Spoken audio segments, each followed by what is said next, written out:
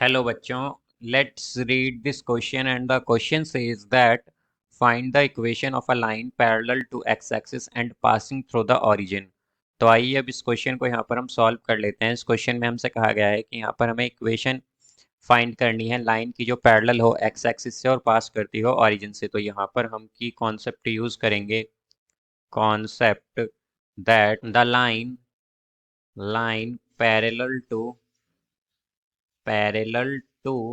x axis and passing through origin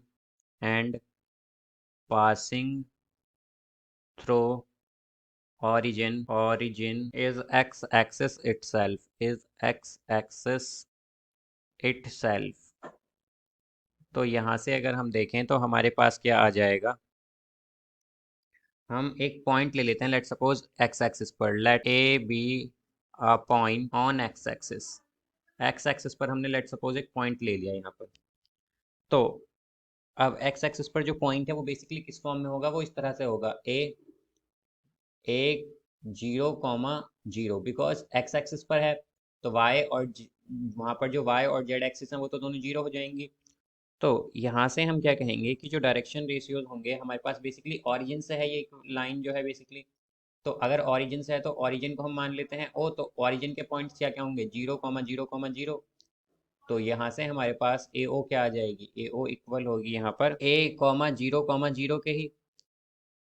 because अगर हम देखें यहाँ पर तो ऑरिजिन तो बिकॉज जीरो है तो ए बी हमारे पास जो ए ओ होगा वो बेसिकली ए वाले जो कोऑर्डिनेट्स हैं वही आ जाएंगे as it is.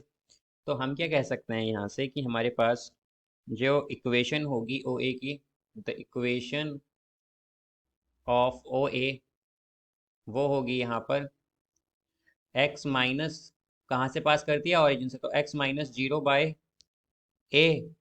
Is equal to y-0/0, because यहाँ पर हमारे पास जो y और z एक्स केवल वो x एक्सिस से पास कर रही है एंड z-0/0 ये होगा।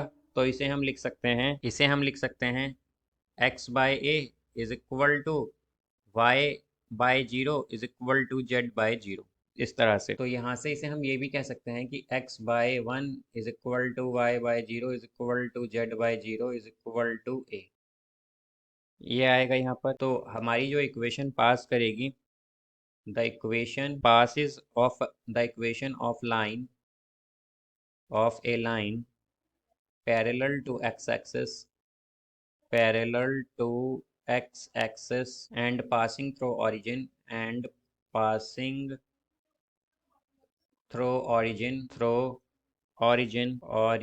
is x/1 is equal to y/0 is equal to z/0, ये इक्वेशन होगी हमारी।